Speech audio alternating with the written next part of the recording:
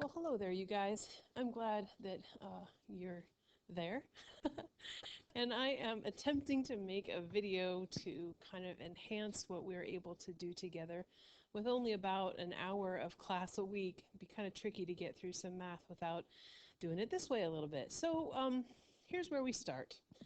I am going to be going through a little bit of math review this week with you, some important concepts that maybe you haven't talked about in a while. And today we are starting with everyone's favorite, fractions. Um, Turns out fractions aren't so bad, but there's some things that you might remember from the past that you need to remember now. But the first thing I want you to do is get out your notebook. You can pause this video right now and go get that notebook.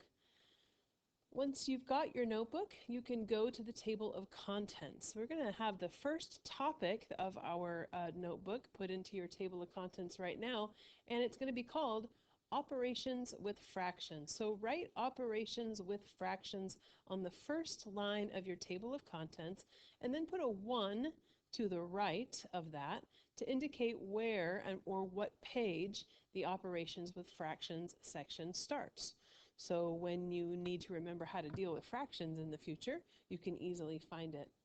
Every time we take notes, we're going to add to both the table of contents and the notebook itself, and also add those page numbers. So when we get pretty deep into geometry, you can easily find any topic. Whenever you need to look something up, you can just find it. All right. So every lesson that we do, you're going to be getting an essential question and a topic, and you just wrote that topic in your table of contents. I'm going to ask you to write it again here in just a second, but our essential question today is, how do you operate with fractions? That is the question that you should be able to answer by the time we get done with this lesson. If you cannot answer that question, then that's your cue to let me know so I can help you. We're working on standards. This one is interpret expressions that represent a quantity in terms of its context. These are the standards that you will be assessed on. We're not going to talk about them a lot, but you should know where, what you're being tested on. So here is something similar to what you saw in class the other day. And this is how we divided, or maybe in a video actually for you VLA students, this is how you're going to be dividing up each and every page of your notes. Go to page 1 of that notebook. Remember, you put the table of contents on one page, and then you turned that page, and then you turned another full page, and you put a 1 in the lower right hand corner of that third page. This is where you're going to start your notes. So that margin up top, the big one, divide it either in half or in 2/3, 1/3, and in that top portion, write the topic, operations with fractions, right across the top, so you know what's going to be on that page. And then the essential question goes in the bottom part.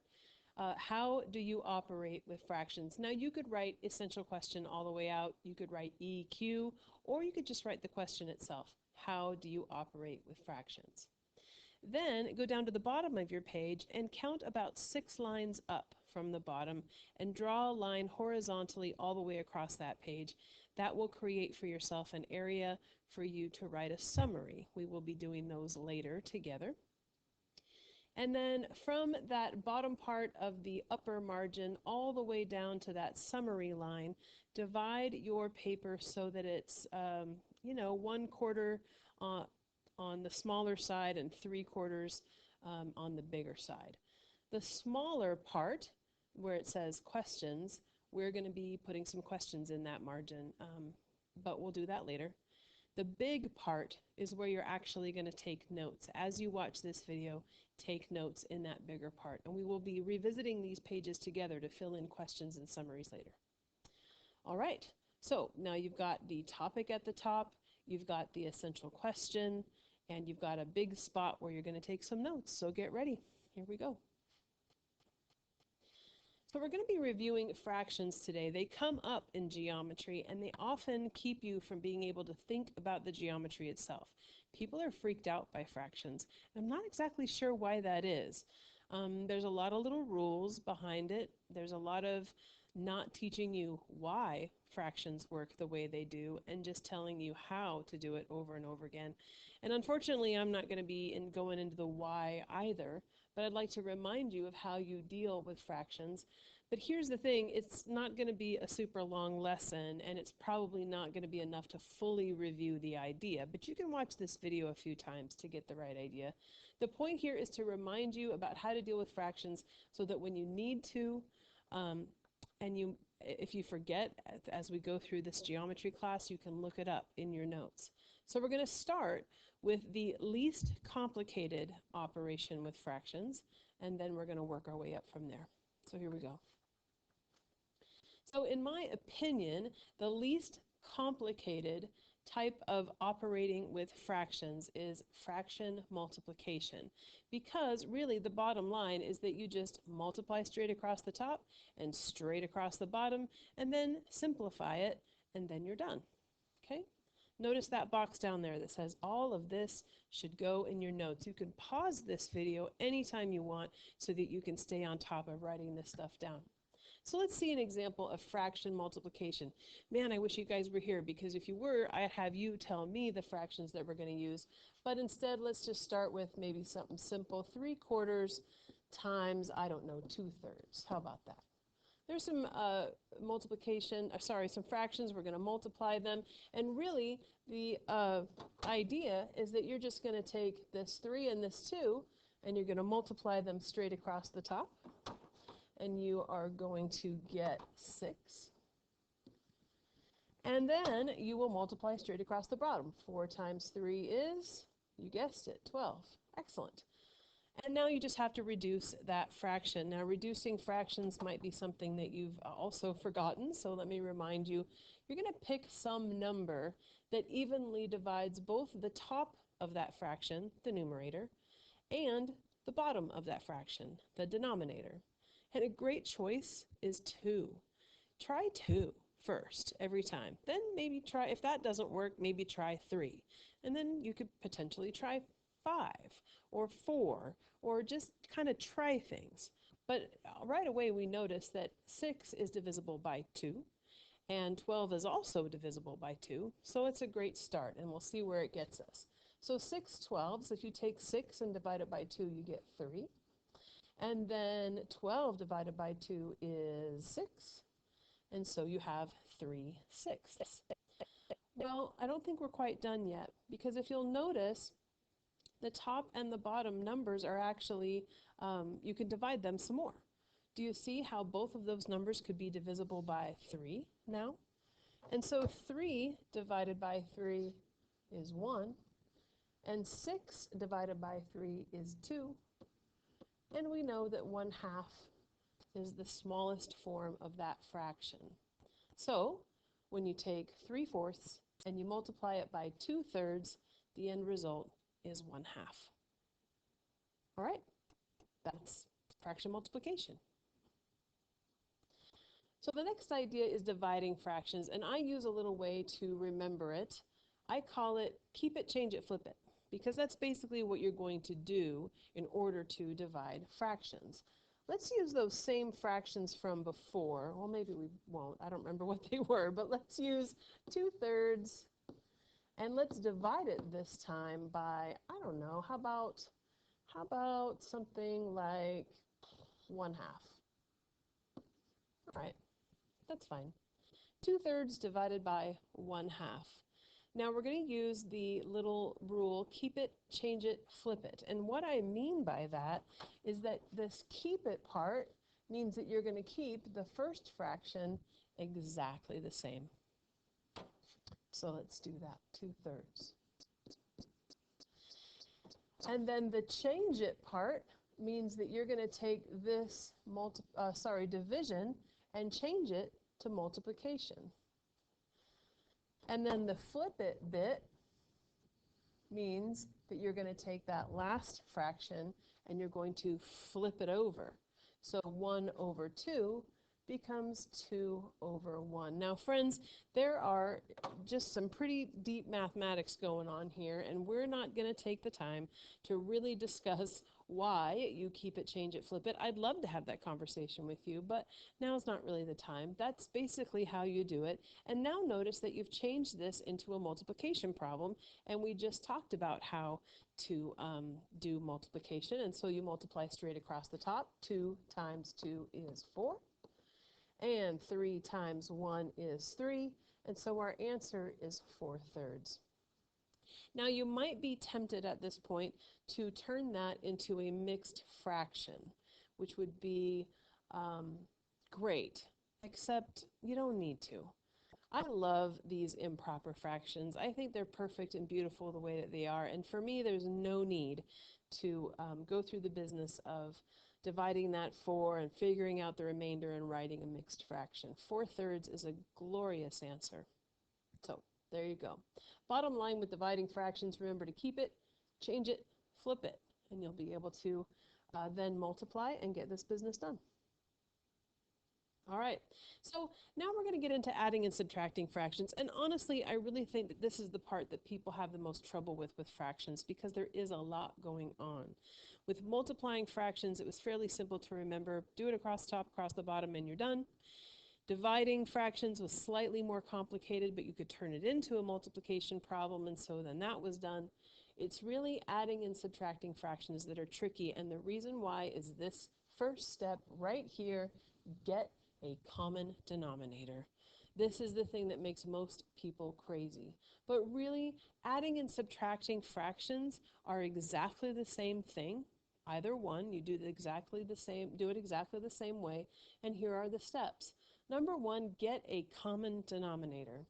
And then 2, you're going to scale the fractions up, and I'll talk about that in a second. And then you're going to add or subtract the numerator, which is the top number. So oftentimes you're going to get these kind of problems, and I'll do an adding fractions problem first, and then maybe we'll do a subtraction one as well. So here's our example. Let's take 2/3 and let's add, let's see, something nice. How about 3/4? Okay? Oftentimes we're given those problems like that, horizontally. And that's okay. If you have a method for solving it this way, then that's not a problem at all. Personally, I like to rewrite them so that they are vertical. So more like this: 2/3 plus 3/4. Now the reason why I do that is because of this step 2, scale fractions up. I want to keep track of what I'm doing, and I like to have room to do it, and that's tricky for me when the problem is done horizontally. What I do is I do them vertically, and I put little equal signs next to each of these, and then a big line down here at the bottom where my answer goes. And then I create a space for new, quote-unquote, scaled up fractions, and a place for my answer. I do this every time. Sometimes with math, you just have to develop something that works for you. So now we have to get that common denominator. We've just set this thing up now. Now we need a common denominator. And I've got a trick for you. And it's not super pretty sometimes. But honestly, if you want the easiest way to get a common denominator, it's going to be to take those denominators and multiply them. Now, in this case, it's the right thing to do because it's the lowest common denominator. But frankly, you and I don't have time to figure out lowest common denominator at this point and how to find them reliably every single time. So if you know how to do that, great. If you don't, you can just multiply those two bottom numbers. Now 3 times 4 is 12, and so our common denominator is 12. I'm going to put a 12 here in the denominator of what that scaled up fraction will be. I'm going to put a 12 here as well, but notice the important bit. I'm also putting a 12 down here in my answer. And the reason why is because I want to remember that once I've got that common denominator, it's not going anywhere. It's definitely going to stay. And so I put that 12 in all 3 places. Now I have to do the next part, which is to scale these fractions up. Essentially what I have to do is figure out how each number, particularly this 3, turns into a 12. So how does a 3 become a 12? Well, I know that I can multiply it by 4, right? Isn't that how I got that 12 in the first place? Well, the rule is what you do to the bottom of a fraction, you have to do to the top. And so in order to scale up this whole fraction and not just the 3, I can multiply that 2 by 4 as well. And 2 times 4 is 8. And now I have accomplished step 2 on that top fraction. 2/3 can scale up to 8/12. Now the same thing can happen with this 3/4. In order to get from 4 to 12, I know I multiplied by 3. And what you do to the bottom, you have to do to the top. What is 3 times 3? It's 9. And now we have this scaled up 3/4 to 9/12, and these fractions are equal. 3/4 and 9/12 are the same. It's just more convenient because now I have this common denominator. And now, at this point, I am totally done with working with these guys. I don't need them anymore. The problem becomes 8/12 plus 9/12. Knowing that the 12 has to stay in the bottom, it's really just a matter of taking 8 and adding it to 9. What is 8 plus 9? 17. And there you go. This is a lovely done problem. Sometimes just by changing the format of how you do a problem can really help you see the problem better and work with it a little bit better. And that looks like a bit of a mess right now, but you could go back through the video and see how we got that answer. The reason why I'm not reducing 7/12 is because I know there's no number that goes both into 17 and 12. And if you don't know that, you could, try a few things and convince yourself that that is a completely reduced fraction. And again, I'm leaving it in imperfect form. I like it. I like it just the way it is. All right, so let's do an example with subtraction. You know what we'll do? We'll just take 2/3, and this time we'll subtract 3/4 and see what happens. Same fractions, different operation. Now again, I'm going to stack these so I have some room. 2/3 minus 3/4. And I'm going to create my little places for my scaled up fractions. I'm also going to create a place for my answer. So now I need to figure out that common denominator. Well, I already know it's 12 from the previous problem. 3 times 4 is 12, and I'm going to put that here, and I'm going to put it there, and I'm also going to put it down there for my answer because I know that once I've found the common denominator, it doesn't leave. So again, it's a matter of scaling up these fractions, and we've already done this part, but you can see 3 times 4 is 12, and what you do to the bottom, you have to do to the top. And 2 times 4 is 8. And then again with this bottom one, 4 times 3 is 12. What you do to the bottom, you have to do to the top. 3 times 3 is 9. And now we're done with this part. We just have to take this 8 and subtract the 9. What is 8 minus 9, friends? Well, it's definitely a -1. And so your answer is -1/12. All right? So adding and subtracting fractions is often the thing that makes people the most crazy. But with a format change, a way of doing it differently, and a way of thinking about containing and keeping that common denominator by writing it when you first get it in that answer really helped me, and I hope that it will help you too. So it's time to practice, and I have created a Kahoot. I hope you guys know about Kahoot. I had just discovered it last week, and it seems like a lot of fun. So what you're going to do is you're going to go to our Google Classroom. You're going to click on the link to go to a Kahoot. You're going to enter a name. Please enter your actual name so it will record who did what, and I can give you the proper credit in your grade. This is an official assignment. And then when you're done playing the Kahoot, click Turn In on the Google Classroom assignment page so I get a notification that you are done and I can give you a grade and get that into PowerSchool. I hope you have fun with it. I hope it works. So that's it. Operations with fractions was our topic. We are practicing with a Kahoot. And now let's revisit that essential question. How do you operate with fractions? Can you answer that? If not, let me know, and I'd love to help you. All right, friends, that's it from Miss Waite. I will either see you soon or you'll see another video soon. Talk to you later. Bye. I don't know how to turn this off, so you'll have to listen to me think about it. Oh, here it is. Okay, for real this time.